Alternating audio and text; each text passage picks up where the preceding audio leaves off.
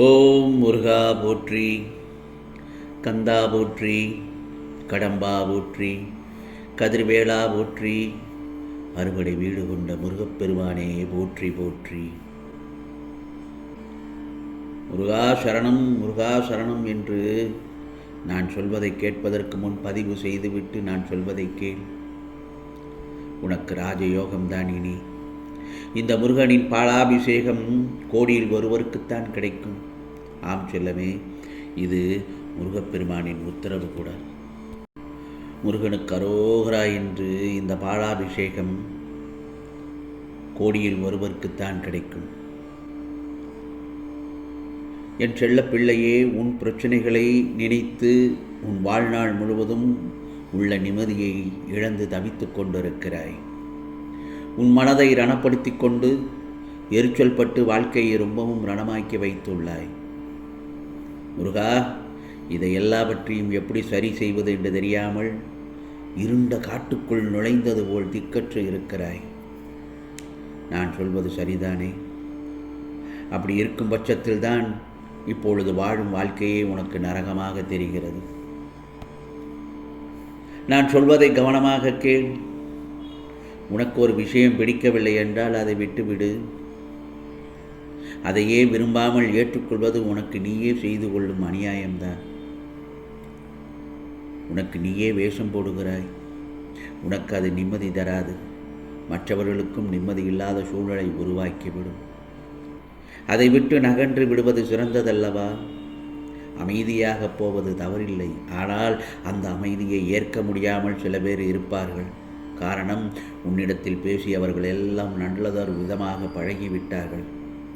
அவர்களுக்கு அது ஏற்றுக்கொள்ளக்கூடியதாக இருக்காது. ஏனென்றால் உனக்கு பிடித்த மாதிரியும் எல்லோரும் இருக்க மாட்டார்கள்.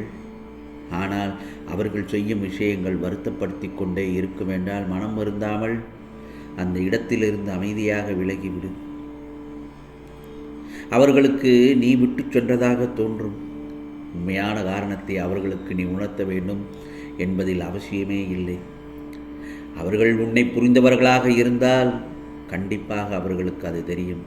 அவர்கள் செய்த தவறு என்ன என்பது, எதற்காக நீ அமைதியாக இருக்கிறாய் என்று. இதை ஒரு விஷயமாக எடுத்து கலங்க வேண்டாம். அதை அந்த சமயத்தில் மற்றவர்கள் நீ கோபமாக வெளிப்படுத்துகிறாய். அவர்கள் என்ன செய்தார்கள்? முதலில் உன்னுடைய கோபத்தையும் எரிச்சலையும் விட்டுவிடு என் செல்லமே. ஏனென்றால் அது மிகப்பெரிய கொடிய நோய். கோபமும் எரிச்சலும் உன்னை காயப்படுத்தியது நியாயமில்லைதான். அதற்காக அந்த கோபத்தை மற்றவர்களிடம் காண்பிப்பது பெரிய தவறு என் செல்லமே. நீ நிம்மதியுடனும் சந்தோஷத்துடனும் வாழப்போகிறாய். அதற்கு இந்த முருகப்பெருமான் முழு பொறுப்பு. உனக்கு எல்லாமே நான் ஆசீர்வதித்தது போல் கிடைக்கும். அதற்கான எல்லா முயற்சிகளிலும் உன்னை ஈடுபடுத்தி செய்ய வைப்பேன். கவலைப்படாதே. வாழ்க்கையில் சில நிகழ்வுகள் ரணப்படுத்தும். சில நிகழ்வுகள் மனதிற்கு சந்தோஷத்தையும் நிம்மதியையும் கொடுக்கும். மனதிற்கு நிம்மதி தரும்போது அது ஒன்றும் தெரியவே தெரியாது. ஆனால் அதுவே குழப்பமான சூழ்நிலையில் உன்னை சுற்றி என்ன நடக்கின்றது என்பதை அறியாத நிலையை அந்த சமயத்தில் உணர்வாய். அந்த சூழ்நிலையில் உன்னருகில் உனக்காக உன் முருகப்பெருமான் நான் இருப்பேன். உனக்கானதை நல்லதை மட்டும்தான் நான் செய்வேன். நிச்சயமாக உன் குடும்பத்திற்கு எல்லாம் வந்து சேரும் என் செல்லமே. உனக்கான நல்ல நாள் நிச்சயமாக பிறக்க உள்ளது. அதற்கான வேலையை நான் தொடங்கிவிட்டேன். இந்த முருகப்பெருமானின் பாலாபிஷேகத்தை பார்த்த சமயத்தில் உனக்கு நல்லதொரு செய்தியை நிச்சயமாக உன் செவியில் வந்து சேர்ப்பேன். நீ நிம்மதியாக இருப்பாய் என் செல்லமே. ராஜயோகம்தான் உனக்கு இனி. உன் வாழ்வில் விடியலில், நல்லதொரு விடியலில் சூரியனாய் வந்து உனக்கு வெளிச்சம் தருவேன்.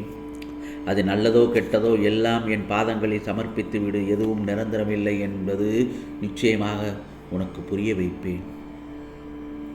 எல்லாம் ஒரு நாள் மாறும். நிச்சயமாக மாறும். இனிதான் உன் பயணம் தொடங்கப் போகிறது. மனம் தளராமல் உன் பயணத்தை தொடங்கு. எதுவாக இருந்தாலும் அதை நீ ஏற்றுக்கொள். நீ நிம்மதியை தொலைத்து விட்டாய். அதை நான் அறிந்துதான் இருக்கிறேன் என் செல்லமே. என் கண்கள் காணாமல் எதுவும் நடக்க முடியாது. இருந்தும் நான் மௌனமாக இருப்பதற்கு காரணம் அது உனக்கு நன்மையை விளைவிக்கும். பிற்காலத்தில் பெரும் பலனோடும் வட்டியுமோடும் இந்த முருகப்பெருமானின் ஆசீர்வாதமாக உன் கையில் வந்து சேரும். தீர்க்கமாக அறிந்திருப்பதால் தான் நீ கவலை கொள்ளாதே என்று நான் உன்னிடத்தில் சொல்கிறேன். கஷ்டம் தரும் நிலைமைகள் எல்லாம் முடிந்து சுக்கு நூறாக தகர்த்து எரிந்து உன்னையே புதியதாய் தோன்ற வைப்பேன் பார் என் செல்லமே. நிச்சயமாக நீ புதிய வாழ்க்கையை புது புத்துணர்ச்சியுடன் வாழத் துவங்கப் போகிறாய். யார் எதை வேண்டுமானாலும் பேசட்டும், என்ன வேண்டுமானாலும் பேசட்டும், நீ உறுதியாக உன் வாழ்க்கையை துவங்கு. ஏனென்றால் நீ வாழும் வாழ்க்கை அடுத்தவருக்காக வாழப்போவதில்லை. முதலில் என் மீது நம்பிக்கை வை. உன் மீது நம்பிக்கை வைக்கும் அசைக்க முடியாத நம்பிக்கைதான் என் மீது நீ வைக்கின்ற நம்பிக்கையாகும். அது உன்னை நிச்சயமாக நல்லதொரு விதத்தில் வாழ வைக்கும் என் செல்லமே. உன்னால் எதுவும் முடியும் என்று சொல். உன்னால் நிச்சயமாக எல்லாம் செய்ய முடியும் என்று மனதிற்குள் சொல்லிக்கொண்டே இரு. பிறகு எல்லாமே அனைத்தும் ஜெயமாக முடியும் தருவாயில் நீ இருக்கின்றாய். காரணம், உனக்குள் இந்த திருச்செந்தூர் முருகப்பெருமான் நான் இருக்கிறேன். எப்படி? தாங்கி பிடிக்க தாயாய், தூக்கி பிடிக்க தந்தையாய் இந்த முருகப்பெருமான் நான் இருக்க நீ வீழ்ந்து போவதில்லை. புரிகிறதா? நீ நடந்ததையே நினைத்து கவலைப்பட்டு கொண்டிருந்தால் உனக்கு எல்லாமே நடப்பதெல்லாம் கெட்டதாகத்தான் நினைக்கும். அந்த கவலையெல்லாம் மறந்துவிடு. நடப்பதெல்லாம் நல்லதற்காகவே நடக்கும் என்பதை மனதில் திடமான எண்ணத்தோடு இருந்தால் நிச்சயமாக உனக்கான நல்லதொரு வாழ்க்கை நீ கிடைக்கும். நிம்மதியான வாழ்க்கைக்காக நீ ஏங்குகிறாய். உன் கண்ணீருக்கு பதில் சொல்ல நேரம் வந்துவிட்டது. நினைத்த காரியங்கள் கைகூடி வரும். உன் உள்ளத்தில் இனி நிம்மதி பிறக்கும். வாழ்க்கையில் போராட்டங்கள், அவமானங்கள் என எல்லாவற்றையும் தாண்டி இன்று நீ நிற்கும் இடத்தை சற்று யோசித்துப்பார். இந்த இடத்தை அடைந்த உன்னால் இதைவிட உயர்ந்த இடத்திற்கு நீ செல்ல முடியாதா? உன் மனதில் முடியும், எல்லாம் சாதிக்க முடியும். உன்னால் மனதளவில் பயந்து தளர்ந்து போயிருக்கிறாய். அதை தூர எறிந்துவிடு. நிச்சயமாக எல்லாம் உன்னை வந்து சேரும். உன்னுடைய இப்போதைய நேரம் கஷ்டகாலத்தின் விளிம்பில் எட்டிவிட்டாய். இந்த இடத்தில் சற்று தடுமாற்றங்கள் இருந்தாலும் எவ்வளவு தூரம் மேலோங்கி வந்துள்ளாய் என்று யோசித்துப்பார். நிச்சயமாக வெளியில் வந்து விடுவாய். உன் மனதைரியம் எத்தகையது? அதற்கு முன்னால் எல்லாமே தூசி போன்றது. எதற்கும் பயப்படாதே. வெற்றி என்ற தீபத்தை நான் ஏற்றுவேன். உன் பக்தியும் விசுவாசமும் எவ்வளவு தூய்மையானது என்பதை நான் அறிவேன். நிச்சயமாக ராஜயோகம்தான் உனக்கு. இது முருகப்பெருமானின் உத்தரவு, அருள் வாக்கு. உனக்கானதெல்லாம் நிச்சயமாக நல்லது நடக்கும். நல்லது மட்டுமே நடக்கும். அதுவும் நன்மையாகவே இருக்கும். ஓம் முருகா சரணம். ஓம் முருகா சரணம். ஓம் முருகா சரணம்.